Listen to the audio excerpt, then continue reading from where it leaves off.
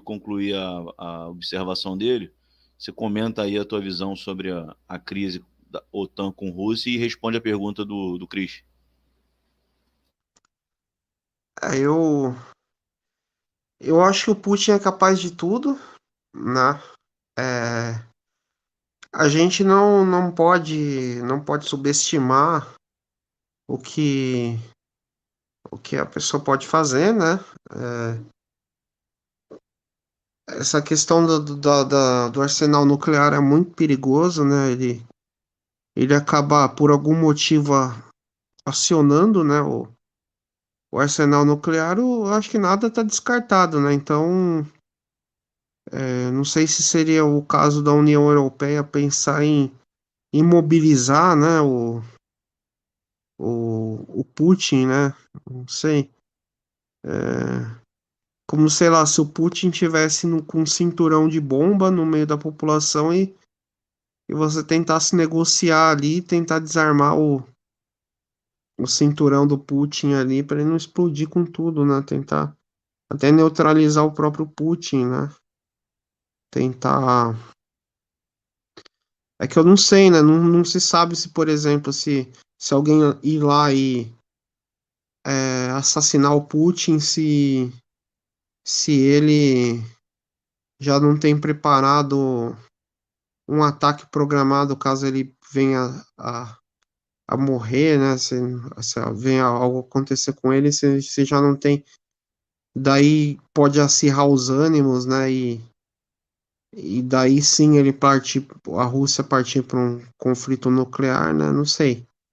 Mas enquanto tá esse conflito, para mim essa ameaça é real, né? E vai ser terrível para a humanidade se isso acontecer, né? Então, há de se pensar em tentar neutralizar o Putin. Eu não sei qual que é a visão do Frota sobre o Putin, né? Se ele é um cara que, que você gostaria de ter um Putin aqui no Brasil, governando o Brasil. Se o Frota gosta do Putin, né? Não sei. Mas tem um pessoal aí que tem uma devoção pelo Putin, porque acha que o Putin é o herdeiro da União Soviética, né? Então, ó. Eu vou passar a palavra para o Ovércio, mas eu respondendo a você, Henrique, eu execro o Putin. Acho que o Putin ele representa um tipo de visão política que eu considero abominável. Para mim, ele é um ditador autocrata. E essa situação chegou aonde chegou por conta de dois erros históricos que o Ocidente cometeu. Né?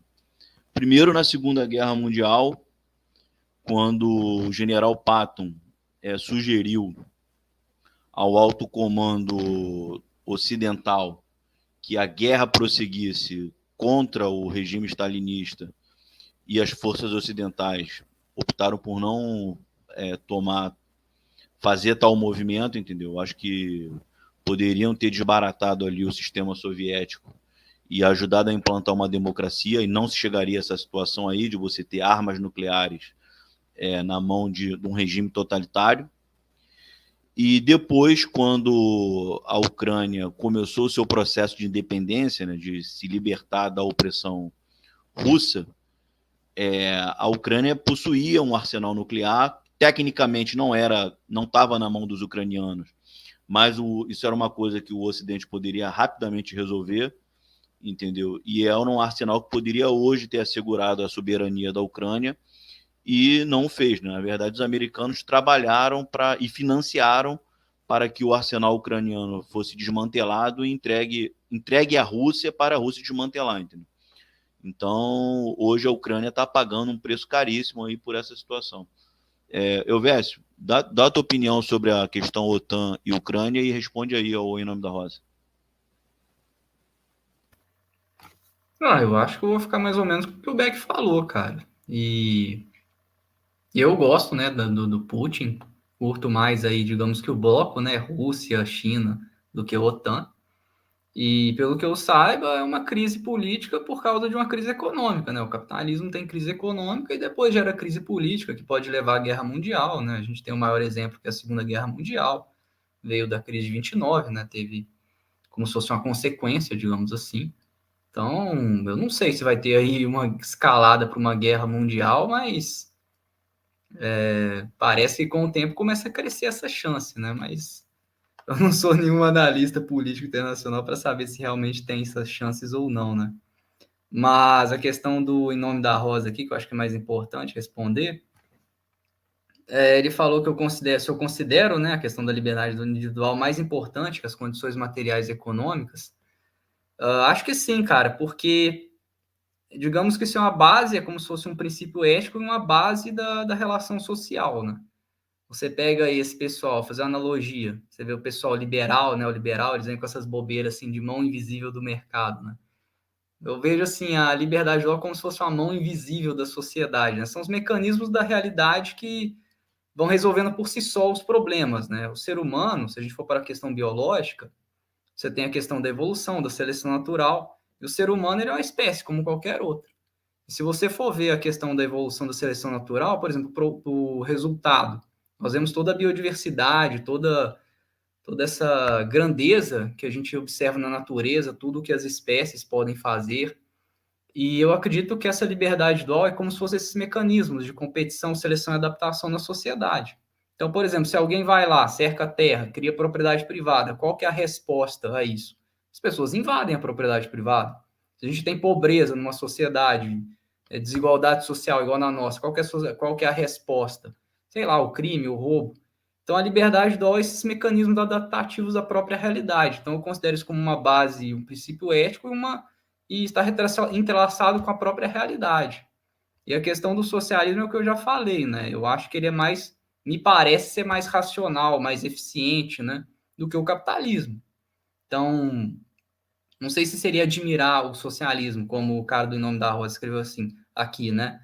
Mas eu vejo que ele, pelo menos pelo que eu acompanhei até hoje, do pessoal aí de esquerda no YouTube, o que eu cheguei a estudar um pouco de ciências humanas, né? Me parece melhor, mais racional, mais eficiente. Mas não é o que eu defendo, mas é mais nesse aspecto, né? E é justamente por causa do socialismo, do comunismo, que eu vi os problemas do capitalismo, né? Com o marxismo, eu percebi os erros, os problemas, e eu não defendo isso, né? Eu não defendo o capitalismo, não defendo propriedade privada.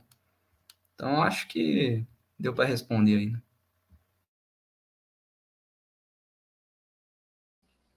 Ô, Beck, vou te passar a palavra aí se você quiser comentar ainda, finalizar sobre a Ucrânia e a OTAN, mas eu também já queria puxar um último assunto que me veio à mente agora, já que a gente está comentando isso aí, que é em relação ao PCO, né? Que o PCO, eu percebo assim que ele é um partido um tanto exótico, né? Ele tem uma faceta, embora ele se coloque como um partido radicalmente de esquerda, mas ele tem uma faceta um tanto, em alguns assuntos, um tanto reacionária e conservadora, porque você vê pessoas assim, por exemplo, o próprio Elvésio aqui, né, que é um cara de centro-direita, e o Odinilson, que é um cara de extrema-direita, são caras que, sendo ambos de direita, já verbalizaram uma certa admiração pelo PCO. E também eu já vi na vida algumas outras pessoas de direita demonstrando assim uma espécie de admiração pelo PCO. E antes de você responder, o Vinícius, o De Gaulle não era santo, mas o De Gaulle promoveu a independência da Argélia e enfrentou um golpe de Estado para conseguir realizar tal intento. Então, se o De Gaulle não é um santo, mas na órbita daqueles líderes políticos que eu admiro, eu considero ele uma pessoa interessante e sugeriria que você talvez se aprofundasse um pouco mais sobre a trajetória do De Gaulle, que eu acho bem interessante. Entendeu? Merece críticas, mas no frigir dos ovos eu considero mais positivo. O Anacro, eu não vou deixar você entrar agora não, cara, porque essa rodada aqui sobre o PCO é a última, depois eu vou passar para considerações finais, aí já está no final da live, chamei para você entrar no início, você não entrou, então ficar para a próxima. Então fala aí, Beck. Opa, Não, sobre o PCO, cara, ele atrai as pessoas ditas conservadoras, muitas delas que têm simpatia, inclusive pelo Bolsonaro, né, por conta de que é o seguinte, né,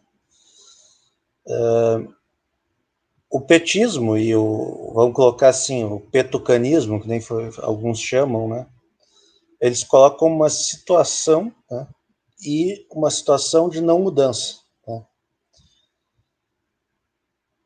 Ou seja, não radical. Né? Radical quer dizer aquele que move, aquele que trata, aquele que trabalha na raiz, né? Radiz. Né? Isso quer dizer radical.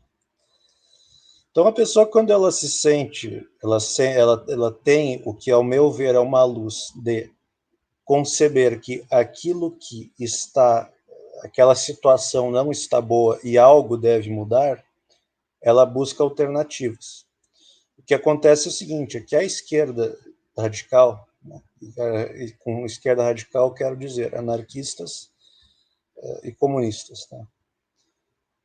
Tem liberal radical? É uma discussão, mas enfim. Esses dois grupos, os anarquistas sempre foram um pouco apagados, né? E os comunistas, nas últimas décadas, eles viraram um cabozinho de apoio do PT, tá? Que é a situação, ou seja, largaram o radicalismo.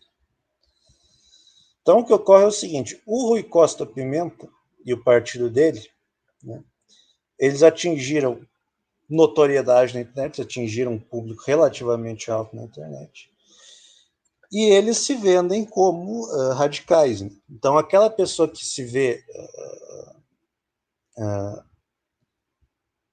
descontente com a situação, vê eco no PCO.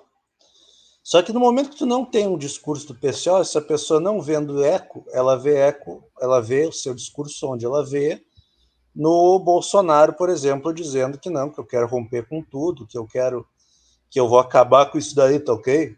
Tá? Mas Beck, a questão que me chama a atenção é a seguinte, eu concordo com tudo isso que você falou, mas, por exemplo, essa radicalidade de você querer fazer uma transformação de 180 graus, por exemplo, o PCB oferece. E o PCB, ele não atrai para si pessoas que têm um pensamento de direita, como ocorre com o PCO, entendeu? Então, eu queria que você abordasse por que o PCO tem essa característica de atrair, já que é um partido de extrema esquerda, ele atrai pessoas que têm um pensamento bem de direita, entendeu? Que não ocorre com o PCB. Bom, o primeiro ponto é que eu acho assim, a termo de militância, eu acho que o discurso do PCO ele é um pouco mais popular do que o discurso do PCB. O PCB é pega os caras do PCB aí, José Paulo Neto, tal, a outra lá, como é que é o nome? A outra lá, Boitempo, me fugiu o nome. Enfim, são os cabeção acadêmicos. Né? Eram cabeções acadêmicos, né? Porque agora apareceu aí o pessoal da TV Soberana, aí, o pessoal do Ian Neves, tal, o pessoal, inclusive recomendo, tá? Esse pessoal, né, acaba que agora surgiu uma mídia do PCB, e que tem atraído bastante gente, inclusive, está sendo um grande sucesso. Mas, de forma geral, acho que o que leva o PCO a ter atraído mais é o seguinte, o PCO ele adora conseguir mídia falando coisas escandalosas, ele adora fazer escândalo. Tá? Então, por exemplo, quando ele fala do Talibã, né, a posição do PCO do Talibã, eu acho um absurdo. Tá? Mas ele conseguiu bastante mídia falando aquilo ali. E ele foi o primeiro partido dito de extrema esquerda que conseguiu se projetar nas redes. Né?